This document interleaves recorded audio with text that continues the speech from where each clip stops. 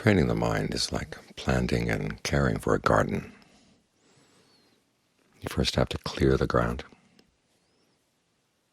In other words, make sure your precepts are good, and make sure the soil is rich. If the soil is sandy, you add more fertilizer. In other words, you practice generosity. Without the generosity, without the virtue, concentration and discernment are not going to develop in the right way. They can develop, but they don't show their full power. They don't give their full results. As the Buddha said, a stingy person cannot attain even the levels of jhana, much less any of their higher attainments. So make sure the soil is good, make sure that the land is cleared, and then you plant your crops, plant the plants, plant the plants that you want. This refers to your intentions. You set up the intention. You're going to train the mind. You're here for an hour. You're going to make the best use of this hour. You're going to focus on the breath. Then you have to take care of that plant. One thing you'll notice, of course, is other plants are going to come up. These are the weeds. And you have to cut them out. And don't be surprised when you cut out a weed that it comes back. The weeds won't go until you've pulled them up by the root. But as you're getting started, you just cut things down to the ground level so that the plants you want will have some space. Don't get crowded out by the weeds. Otherwise you don't have a garden, and you have an empty lot, vacant lot that becomes full of all kinds of nasty briars, and then all kinds of things can hide in there. So you make sure the weeds are cut away. And be careful that you don't plant the wrong plants. There's some plants that look nice, but they're bad for your garden, like putting eucalyptus in your garden. It smells nice, but after all you begin to realize that it's killing everything else. In other words, you develop wrong views about the practice. It'll kill off your practice. They may seem nice, they may seem harmless, but they're poisonous for the plants that you want. So you have to recognize what's a genuine weed and what's not. Sometimes your ideas of what you're going to fix tomorrow in the kitchen, that comes in. Well, it's eucalyptus. It kills your concentration. And it's a nice plant, and it's a well-meaning intention. But this is not the time for that. This is not the plant you want in your garden. It's going to kill the roses. It's going to kill all the other plants that you want. So even good thoughts that are not related to what you're doing right now, you've got to cut them away too. And then you have to learn how to care for the plant. One of the big lesson you've got to learn is that you can't do a lot of the work for the mind. The mind has its own way of growing in concentration.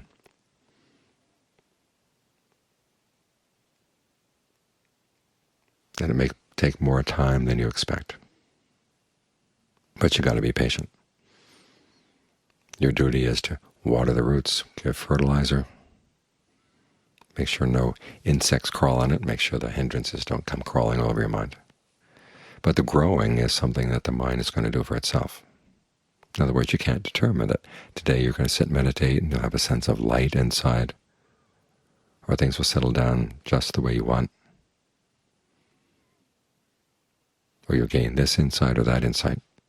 When you push it too much in that direction, it's like pulling on the plant to make it taller, or taking a knife to the stems and trying to see where in the stem is the leaf that's going to come out at the end of the stem. You end up killing the plant. Your duty is just to make sure that the conditions are right, and the plant will do its growing on its own. You also have to be careful, though, not to give it too much fertilizer, or give it too much water. In other words, sometimes you find that it's heading in a direction you think is going to be good, and you squeeze it in that direction. Try to accelerate in that direction. It may not be the right place for the mind to go. In other words, you can get into some strange trance-like states when you meditate. and they seem good, and you're going to push yourself in that direction. But we're not here to get into a trance. We're here to get the mind to be settled and still and well-balanced, alert, still, but able to move when it needs to.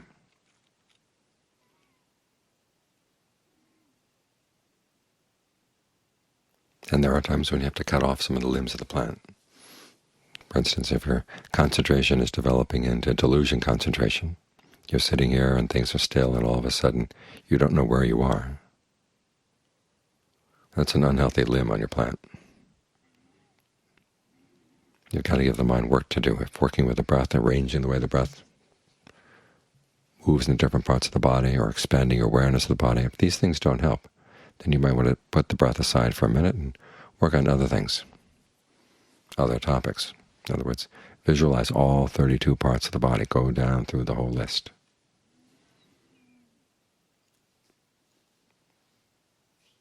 In other words, once the mind is settled down, give it work to do right away. Visualize each of the parts. Where is your liver right now? Where are your kidneys right now? Where are your small intestines, long intestines, large intestines?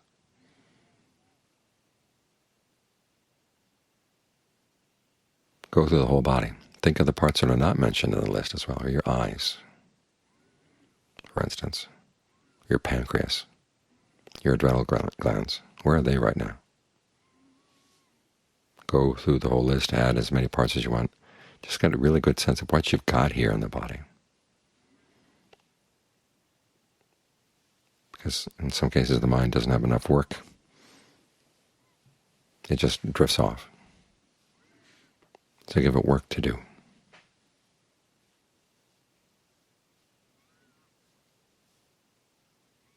And then if it feels like it's ready to settle down again, or try to settle down with the breath again. Go back and forth like this until you really are ready.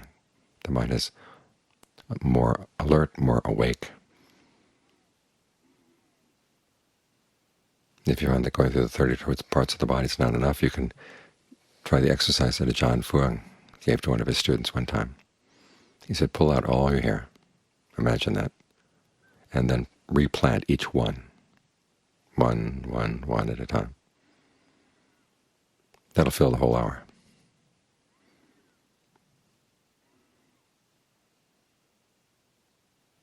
In other words, if the breath is too calming and too soothing for you as a topic, give the mind work to do.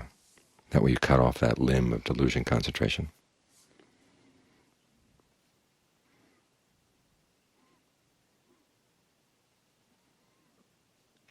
And just keep caring for this plant. As I said, the plant will do its growing on its own. And learn to notice when it's growing in the right direction, when it's growing in the wrong direction. For instance, sometimes as you're meditating, a sense of light will arise inside. Now, the light is a sign that the mind is settling down. Now, not everybody has this. Some people's minds can settle down and be very, very still, and there's no sense of light. But other people got the sense of light. And it's tempting to go right for the light. John Munn, when he was first meditating, tended to have this. And it took him a long time to realize that just following the light and following whatever visions came up in the light was getting him nowhere. And so in general, he was quite strict with the students. Don't go for the light. If anything, play with it first to make sure you get it under your control. But don't leave the breath. If you leave the breath, you've lost the cause. So that's another thing you may have to cut off. If you find that you are leaving the breath because of the light, say, "This is not ready for. I'm not ready for this yet." Especially if the light is not steady. The only time you want to play with the light is if it's steady, and then you can imagine it going away, and then you can imagine it coming back, and then moving far away from you, coming up close, getting large, getting small. You want to have it under your control before you bring it inside. As you bring it inside, think of it filling the whole body, and that way you unite the light together with the breath. The body will feel refreshed, and you're back where you belong, with the breath again. But if you find it distracting, just pay it no attention. Your real business is here with the breath. People don't gain awakening in their visions. They don't gain awakening in things like that. They gain awakening by seeing the movements of their mind, the decisions the mind is making. This is one of the reasons why the Buddha put so much emphasis on the teaching of karma. Because it's our intentions, our little tiny intentions in the present moment. Those are the things that build up our sense of who we are and where we are in the world. And if you can learn to take those intentions apart, and the only way to do that is to see them clearly. The only way to see them clearly is to get the mind really still. Then it's possible to break into another dimension. So you don't see those in visions. You see them in the movements of the mind as it's relating to its object.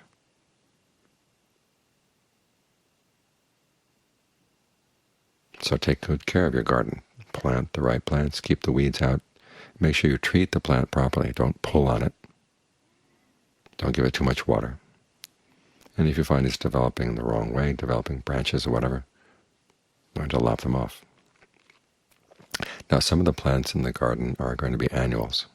In other words, the flowers that will grow for 1 year, give seeds, and then die. In cases like that, you have to, if you want to pick some of the flowers and take them inside, that's fine, but don't pick all of them. Because otherwise you wouldn't have any seeds for next year. What this means is a sense of pleasure that comes up as you meditate. Don't just go wallowing in it, gulping down the pleasure, because then there won't be any seeds for continued concentration. Kind of use up whatever little concentration you had, because again, you've left the breath, in this case, for the pleasure. So let there be the pleasure, let it do its work. And as it does its work, it'll give you the foundation for further and further concentration.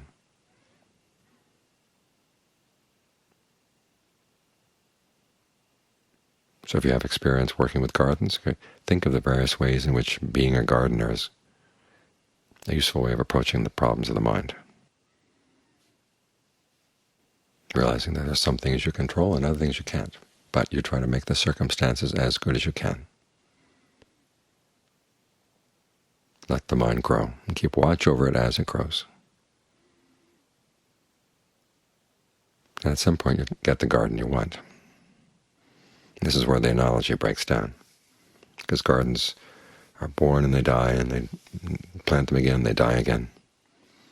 But when it's really reached the end of the path, it reaches something that doesn't die. And then you don't have to do the gardening anymore.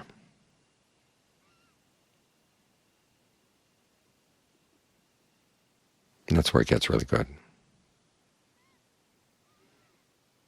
You can continue growing gardens for other people as long as you're alive, but you realize that what you found here is much more satisfying. It's like you found a fruit, that you've got this tree in the garden that gives a fruit. That's the fruit of the deathless.